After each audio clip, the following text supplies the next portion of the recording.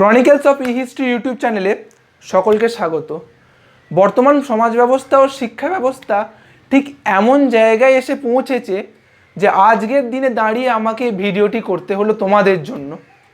তোমরা অনেকেই 9, 10, 11, 12 বিভিন্ন শ্রেণীতে পড়ো এবং তোমরা তোমাদের ভবিষ্যৎ নিয়ে যথেষ্ট চিন্তিত, কারণ তোমাদের সকলেরই একটি স্বপ্ন আছে, সকলেরই ভবিষ্যৎ নিয়ে একটা আকাঙ্ক্ষা আছে। তোমরা সকলেই চাও যে ভালো কিছু একটা জীবনে অ্যাচিভ করতে, এমন একটা জায়গায় পৌঁছতে যেখান থেকে তোমার পরিবার, তোমার পারিপার্শ্বিক পাড়া গ্রাম সকলে তোমাকে নিয়ে গর্ব করতে পারে। কিন্তু এই পথে এসে দাঁড়ায় এক সমস্যা। যদি তোমরা ক্লাস 10 পার করে থাকো, 11, 12 ছাত্রছাত্রী হও, তাহলে তোমরা জানবে যে এই সমস্যাটা আসলে কি। সমস্যাটা হলো সামাজিক ও পারিবারিক চাপ বনাম তোমার নিজের স্বপ্ন। কীরকম সমস্যা? তুমি ছোটোবেলা থেকে নিজের সমাজ, প্রকৃতি, পরিবেশকে দেখে নিজের সমস্ত অভ্যেস, রীতিনীতিকে মেনে একটি স্বপ্ন দেখবেই। প্রত্যেকটা স্টুডেন্টের মনেই কোনো না কোনো সুপ্ত স্বপ্ন থাকে, কিন্তু বেশিরভাগ জনেরই তা পূরণ হয় না। তার অন্যতম কারণ হলো শিক্ষা ব্যবস্থার এক কুসংস্কার বা বলা বাহুল্য পিছিয়ে পড়া কিছু নীতির জন্য। কীরকম নীতি? না, আমাদের শিক্ষা ব্যবস্থা, প্রথমত আমি যদি একে একে বলি, প্রথমত আমাদের শিক্ষা ব্যবস্থা শুধুমাত্র নম্বর, পরীক্ষায় লেখা নম্বরকে কিন্তু গুরুত্ব দেয়, যে কিন্তু বাস্তবে যদি দেখা যায় গুরুত্ব রাখে তোমার কাজ, তোমার শিক্ষা, অর্থাৎ তুমি কতটা শিখেছো ততটা না যতটা তুমি পরীক্ষায় লিখেছো। তো এইটা হলো প্রথম পার্থক্য। দ্বিতীয় পার্থক্য বা দ্বিতীয় সেই বিশেষ ফ্যাক্টরটা কি না, সমাজের একটা আলাদা আশা থাকে তোমার থেকে। কীরকম আশা? না, তুমি ভালো নাম্বার পাবে মাধ্যমিকে, সবার জন্য আলাদা আলাদা। মাধ্যমিকে ভালো নাম্বার পেয়ে তুমি সায়েন্সে যাবে, সায়েন্স থেকে তুমি তারপর নয় ইঞ্জিনিয়ার, নয় ডাক্তার, নয় মেডিকেল অ্যাপ্লায়েন্সেস বা টেকনোলজিক্যাল কোনো লাইনে যাবে। কিন্তু ভেবে দেখো, তোমার যদি স্বপ্ন হয় এর থেকে সম্পূর্ণ ভিন্ন, তাহলে তখন দেখা যাবে এক বিশেষ দ্বন্দ্ব। কীরকম দ্বন্দ্ব? না, সমাজ ও পরিবারের সঙ্গে তোমার মতামত মিলবে না, তুমি ডাইভার্ট হয়ে যাবে। তুমি তখন বুঝতে পারবে না যে কার কথাটা মেনে চলা উচিত। আমি ঠিক না তারা ঠিক? তারা বলতে কারা? না, তোমার পারিপার্শ্বিক পরিবেশ, যারা তোমাকে চিরাচরিত আদলে তৈরি একটা ছাঁচের মধ্যে কিন্তু নিয়ে যেতে চাইছে। তো এই ট্র্যাপটা কে ভাঙবে? তুমি ভাঙবে না অন্য কেউ? তোমাকেই ভাঙতে হবে। You have to break the trap. কীভাবে ভাঙবে? নিজের যুক্তি দিয়ে, নিজের চিন্তা দিয়ে, নিজের আদর্শ দিয়ে। মনে রাখবে, স্বপ্ন দেখার অধিকার কিন্তু সকলের আছে, স্বপ্ন সকলে দেখতে পারে, এবং নিজের স্বপ্নকে পূরণ করার যে লক্ষ্য সেটা সবাই রাখতে পারে, এবং এটা তাদের একটা মৌলিক অধিকার। এটা কিন্তু কেউ কারো কাছ থেকে ছিনিয়ে নিতে পারে না। স্বপ্ন দেখায় ও স্বপ্ন পূরণের চেষ্টা। তাই তোমাদের সকলকে আমি বলছি, যদি তোমরা ক্লাস 10 বা 12-এর ছাত্রছাত্রী হয়ে থাকো, বিশেষত তাদের জন্য সামনের বছরই তোমাদের জীবনে কিন্তু একটা বিশাল পরিবর্তন আসতে চলেছে। কীরকম পরিবর্তন?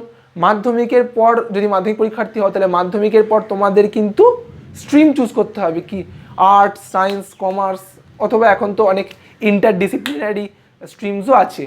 আবার পাশাপাশি যদি তুমি উচ্চ মাধ্যমিকে পড়ার ছাত্রছাত্রী হও, তাহলে তোমার জন্য তো আরও বিশাল বড় শিক্ষাক্ষেত্র। সেখানে বহু লাইন, তুমি ভেবে খুঁজে পাবে না যে কি পড়বো। সেইখানে দাঁড়িয়ে অ্যাটলিস্ট নিজের সোলকে, নিজের আত্মাকে একবার প্রশ্ন করে দেখো, কি করা উচিত আমার, কি করতে আমি পৃথিবীতে এসেছি, কি আমার লক্ষ্য, কেন আমার জীবন, কেন আমি পৃথিবীতে এসেছি, what is the purpose of my life. একবার তুমি এর উত্তর পেয়ে গেলে না, আর জীবনে কোনো চিন্তা থাকবে না। তখন মনে হবে যে আমি যাই করি না কেন, after all I am fulfilling the needs of the purpose of my life. আশা করি বুঝতে পারছো। এখন প্রশ্ন হলো, এই পারপাস অফ লাইফকে খুঁজবে কী করে?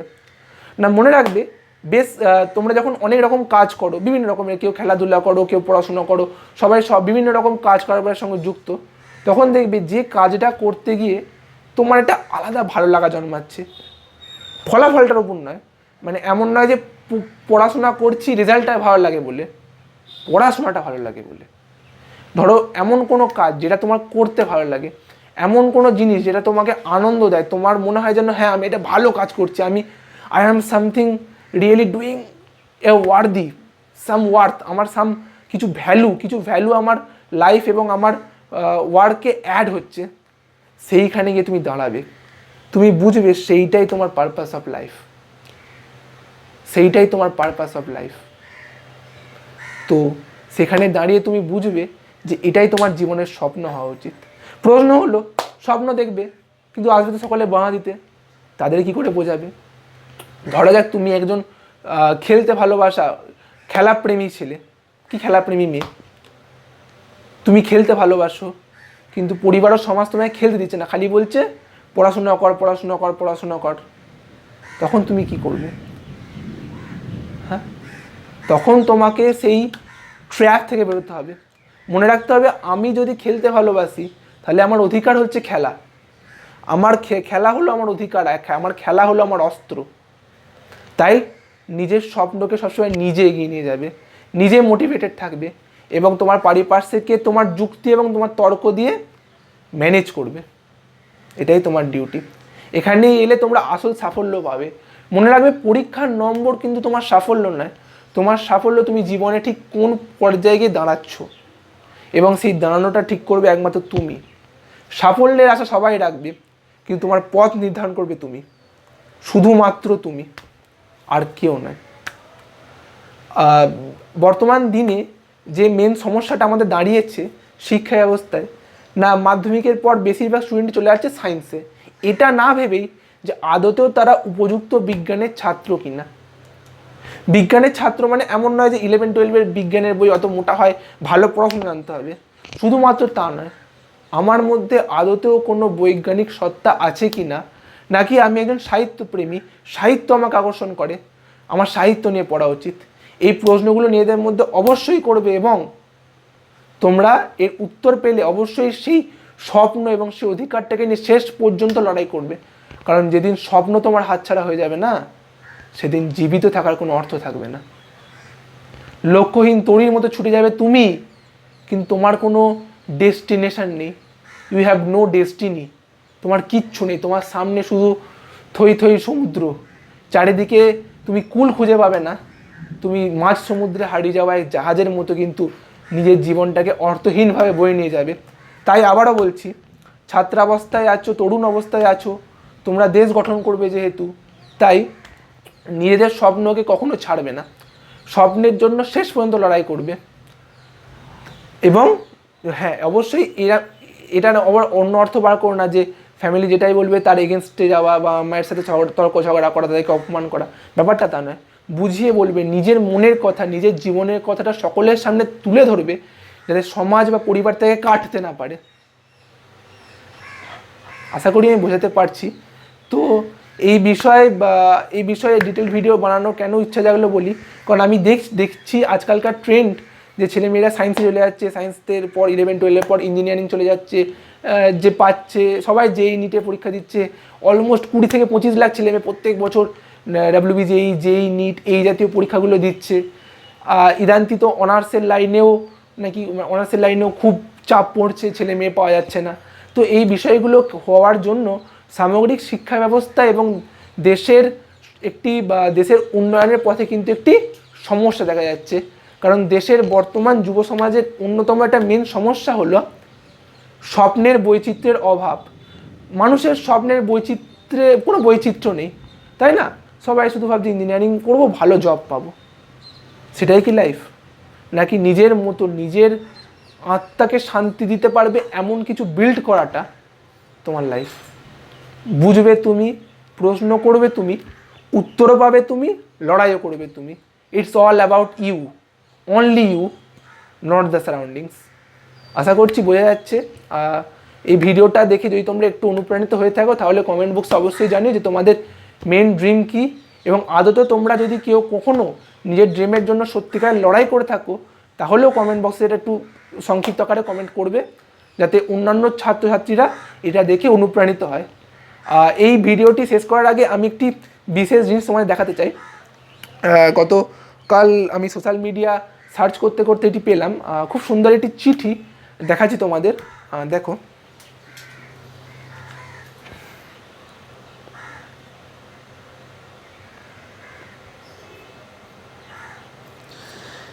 A letter sent by a school principal before exams. Dear parents, the exams of your children are start soon.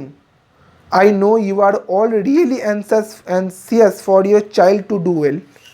But please do remember, amongst the student who will be sitting for the exams, there is an artist who doesn't need to understand math. There is an entrepreneur who doesn't care about history or English or literature.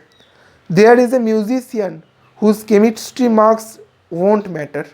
There's an athlete whose physical fitness is more important than physics. If your child does get top marks, that's great.